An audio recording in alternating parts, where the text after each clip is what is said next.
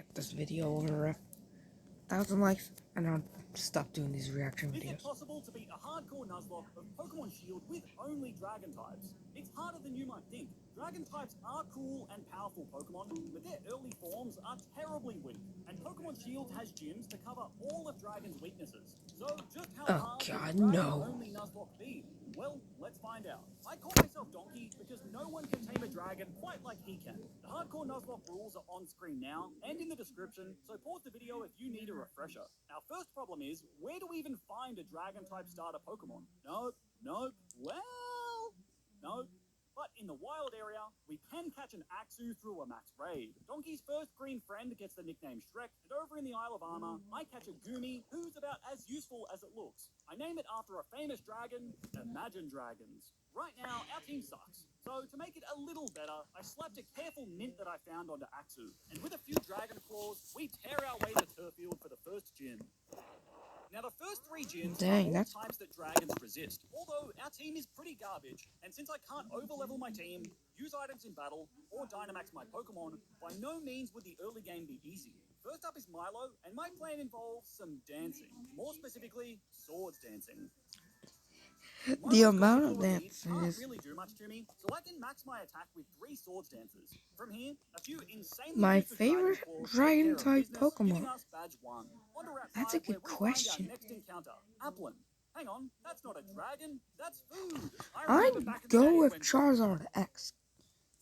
Dragons used to look like dragons, houses were affordable, and I had to walk to school uphill, both ways. Anyway, I caught the Applin and named it Food. It's my most useless dragon yet, with awful stats and 0 useful moves. Garbage. Let's move on to Holbury.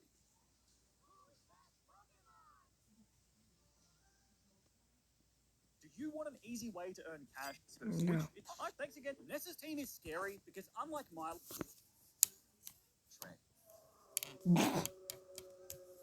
Nessa's cool and all, but I'm more curious about the guy having a staring contest with Wingull up there. Nessa's team is scary because unlike Milo, all 3 of her Pokemon outspeed Axew. To get around this, I'll need to do a different kind of dance. Dragon Dance. This increases my speed and attack, allowing me to now outspeed Nessa. With the Swords Dance bringing me to +3 attack, we're all clear to take Nessa's first 2 Pokemon down with Dragon Claw. Dynamax Dreadnought is a big boy, but a super effective superpower, combined with my rivalry ability, is enough to take it down, giving us badge number 2. It really has been an Axew solo run so far, but my options are really limited, and to make things worse, our next gym would be the hardest yet. Before that, Rose treats us to a meal, but I can't help but feel like I'm being watched.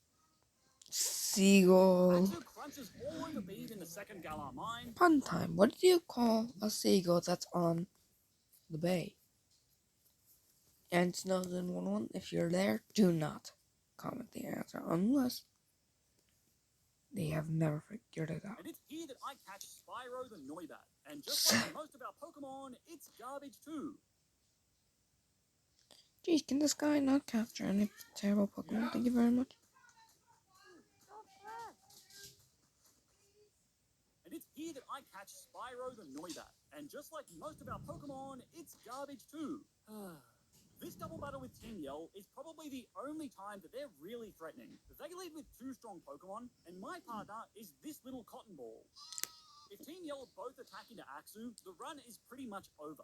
And that's exactly what happened. But I used Protect on turn 1 to buy time. After that, Team Yell seems to have it in for Hop, mostly targeting him, allowing me to set up a Dragon Dance before sweeping through their Pokemon. So that was pretty dicey, but the battle with Marnie is much easier. By using Protect on every second turn, I buy time for the leftovers to recover my health, all while I boost my stats with Dragon Dance. At +2 attack and speed, a few Dragon Claws remove Krogunk and Scraggy, with Marnie's Morpeko going down to a super effective Goodbye, Pikachu. Even with her simps in the background, Homer.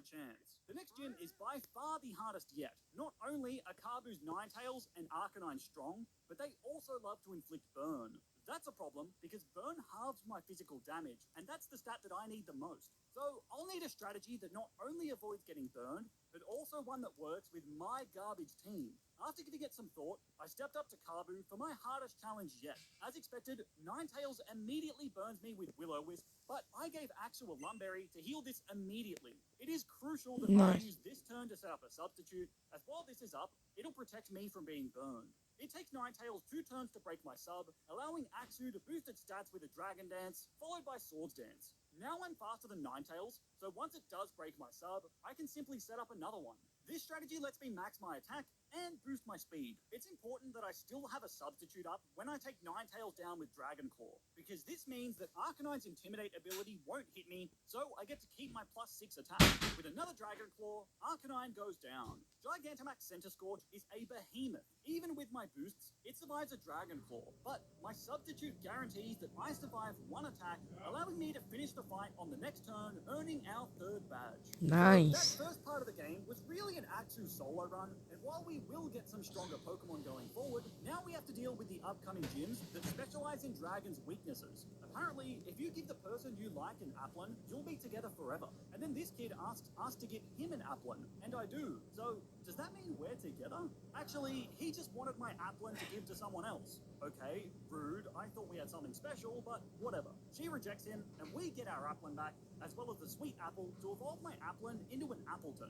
I love Appleton and its adorable little apple helmet. It looks so wholesome. It is wholesome. You read its Pokedex entry and learn that children rip the skin off its back and eat it. That's messed up. Next, I will protect this guy with all my life.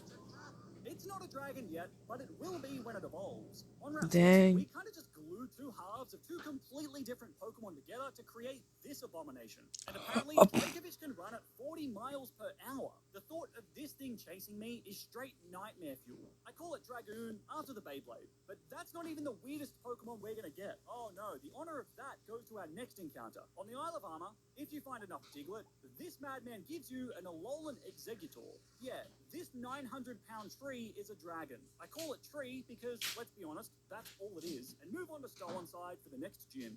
Our team is still really weak, but we do have more options now. Against Alistair's ghost types, I lead with Exeggutor, who is too tall to even fit in the frame. I set up Leech Seed for passive recovery each turn, and on top of that, I set up Light Screen and Reflect to reduce the damage we take. With this combo, it's completely safe to bring Axu in, buff my stats like crazy with our dance moves. Oh my god, the absolutely skeleton. ripping Alistair's Pokemon apart with Crunch one by one. In Bolomlia, we get 2 really important items, the Choice Scarf and Eviolite, which will be really useful since most dragons evolve at a high level. The next gym uses fairy types, which were pretty much created to counter dragons, so this could be deadly.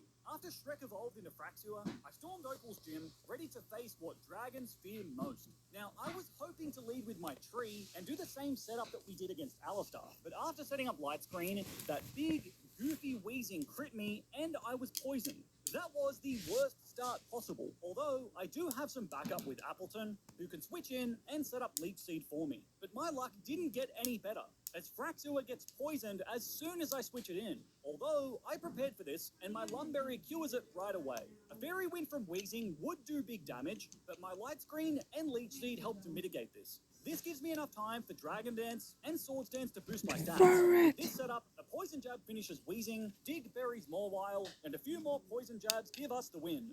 That's the Fairy Badge done, but it's really the next gym that worries me the most. But before that, Opal abducts Bede, probably to absorb his youth or something. Hop and I compare our trees, and yes, mine's much bigger. Which tree is bigger, I wonder? Which tree is bigger? The one that has tree or Trevenant? For asking. This fight was actually pretty scary. I got some bad luck against Trevenant and had to risk a crit. It paid off in the end, but that could have been tragic. Next is Circhester City, and if you can't tell, the gym leader uses ice types. This one horrifies me because my team is so weak to ice it's not even funny. Like, I'm sure a drink with some ice cubes in it would probably knock out half my team. So You're probably right. And the first step was to get my next encounter from the Isle of Armor, Druddigon. I creatively name it after one of my favorite dragons, Dragon from Shrek. And yes, that does mean that in canon, my character and Druddigon are quite close. Melanie looks friendly, and I'd let her step on me, but her Ice-type Pokemon could easily fight my team. I've given Druddigon the Choice Scarf for a speed boost, and taught it the move Iron Head. Not only is this super effective against Ice types, but it also gets a power boost from Druddigon's ability. This combo is wild, one-shotting Frostmoth and the Darmanitan that follows. Eiscue is more annoying due to its Ice Face ability, so it manages to land huge damage onto Druddigon with Freeze Dry. I am able to finish it off with one more Iron Head, but Melanie's Gigantamax Lapras is the real threat. Druddigon can't do much more, and I really don't have a safe switch, which means, sadly, Drudigan had to be sacrificed. Our first death. He was so young, damn it. I go with Dracovish next, since it's my only Pokemon not weak to ice. First, I need to stall out the Dynamax and Aurora Veil. To do this, I use Substitute, which effectively limits Lapras's damage to 25% per turn. Once Dynamax ends, I can also use Protect to stall some more. I could have lost Dracovish here, but had to take the risk. Once Aurora Veil is no more, I eventually hit 2 Stone Edges, giving us the win in what was definitely our hardest battle yet. Drudigan, more like Drudigon. It does suck to lose a Pokemon, but that could have been way worse. However, the next gym is a different story. His doesn't Dynamax his Pokemon, and Dark types are a neutral matchup. I was an absolute Finally, a person that doesn't Dynamax a lot. That's crazy. pest in this battle. I led with Exeggutor, and I completely forgot where we were, so I'm back at the Dark type pest gym. in this battle. I led with Completely Exeggutor right. and tried my usual setup, but kept missing Giga Drains, so switched into Appleton, and 1 Apple Acid was enough to finish Grafting. This is where I had to use some filthy tactics. Appleton's ability means that a Citrus Berry will restore 50% of my health rather than the usual 25%. Combo this with the move Recycle, and Appleton becomes a stalling monster. It feels Hashtag save Appleton from the kids. I can gradually wear down Spam that in my Malamar, comments. after that. Last is Skuntank, but once I'm poisoned by Toxic, I can't keep stalling. With a switch into Flygon, 1 Earthquake seals the win, earning me the 7th badge. Leon does kind of resemble Lord Farquaad, which makes him a fitting final boss. But before that, we had to face the No, he doesn't. He's not really a final boss. That's Eternatus. It's a double battle, which makes things way more dangerous. To prepare, I went to the Isle of Armor and got 2 new encounters, Dragalge and a Horsey named Haku. With a few evolutions, our team got a much-needed upgrade, and now I was ready for Rhyhorn. This Flygon is a threat, so I have Haxorus immediately take it out with Dragon Claw. A score from Kingdra wasn't enough to finish Gigalith though, allowing it to set up Stealth Rock. This is exactly the position I wanted to be in, because it means that on the next turn, Haxorus can finish off Gigalith with a Dragon Claw, and Kingdra can one-shot Sandaconda with a boosted score. This is important, as Rhyhorn's Dynamax Duraludon is a monster, but at least with this approach, I get to make it a 2-on-1. I have Kingdra Protect on the next turn, so it won't be hit by Haxorus' Earthquake, and this does big damage to Duraludon. Unfortunately though, Duraludon charged up its G-Max Dragon move, and the target was Shrek.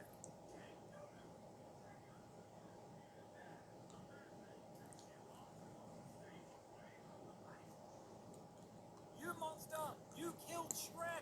I sent Dracovish out next, as it also knows Earthquake, and is holding the Choice Band. I had to switch Kingdra out into Flygon to make sure that there's no friendly fire. This is risky, as a crit would have killed Flygon, but it just hung on. The Earthquake from Dracovish just didn't finish Duraludon, but another one on the next turn from Flygon was enough to steal the win. We've gotten our 8th badge, but at an enormous cost. Shrek was dead. Friends, it's time to pay our respects.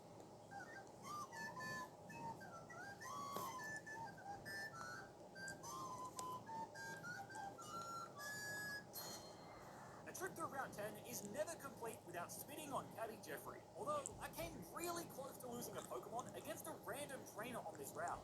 This could have gone really bad, but I made it through. We're now in Wyndon for the final leg of the challenge, and some of the hardest battles were still ahead of us. Before that, we had to rematch our rivals, Marnie and Hop. Both of these fights were pretty easy, with Flygon setting up some Dragon Dances before quickly sweeping through their teams. So Rose Tower is right there. But apparently, we can't get there without the special key to ride the monorail? Seriously?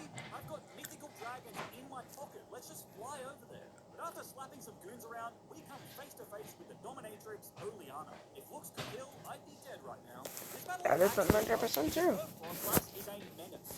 My team does not deal well with ice types, and this one is really fast. So I lead with my only Pokemon that's neutral to ice, and I've given it the Choice Scarf for a speed boost. I got a lucky flinch, but this wasn't really needed, and I finished Frostlass with 2 Iron Heads. I'm locked into Iron Head by my Choice Scarf, so switch into Goodra to deal with Salazzle. I take big damage from Dragon Ow. Pulse, but my Citrus Berry buys me enough time to set up the rain before finishing Salazzle with a Water Pulse on the next turn. Serena brings Goodra to very low health, but a switch into Flygon lets me take it out with Dragon Claw. Next is Oleana's Milotic, and this is where I can set up. With my tree seeding Milotic and setting up Light Screen, I can bring Kingdra out, and it's free real estate to max out It's my free attack real and estate. speed with Dragon Dance. From here, a few liquidations, drown Milotic, and finish the giant toxic pile of trash. Side note, what is this? Is it a leather collar? If so, I have so many questions. Backtracking to Route 10, I caught a Duraludon whose steel typing will be really helpful against speed and his fairies. His Mawile only knows physical attacks, so I set up Reflect on turn 1. My tree could be crushed by Play Rough, but a Roselli Berry helps me survive long enough to also set up a Leech Seed. This lets Duraludon come in, max out its attack and defense, as well as set up Substitute. This plan means that an Iron Head can finish Mawile and Gardevoir. My Substitute absorbs the Dazzling Gleam from Rapidash, and a few more Iron Heads can wrap up Bede's last 2 Pokemon. The rematches with Nessa and Alistar are both pretty straightforward. With Exeggutor's Screams and Leech Seed, Flygon can set up a bunch of Dragon Dances before ripping their teams apart and tossing them in the trash. Easy. Let's move on. But the next battle is against the Shrek Killer Raihan. And this Shrek time, Killer it's Raihan. personal. It's a Dragon-type showdown, and Raihan leads with, Cool Dragon you get there. The biggest problem with Torkoal is it can put you to sleep with Yawn or burn you with Lava Plume. It sets up the sun with its drought ability, so I lead with Goodra and change the weather to rain. This should prevent the AI from using Lava Plume, meaning I won't be burned. A switch into my Goofy tree lets me set up Leech Seed before switching once more into Flygon. Now I can set up multiple Dragon Dances, and while Torkoal does put me to sleep, my Lumberry So here's kills a this ferret instantly. walking. With my stats through the roof, Flygon can slay Raihan's dragons one after another. This one's for Shrek, goddammit. I feel uncomfortable with Inteleon just standing there, hitting a sassy pose. You're not people. Stop judging me. Sonya's just hanging out alone in the woods at night, which is weird, but whatever. Now I grab my last 2 remaining encounters. Drakloak, named Shenron, and a Drampa, named Blue Eyes. Okay, I know it has red eyes, but just roll with it, okay? It was at this point that I did something really dumb. I switched up the team, mainly because I wanted to use our new dragons, and it did not go well. My plan for Rose went something like this. Now, Drampa is slow. Like, really slow.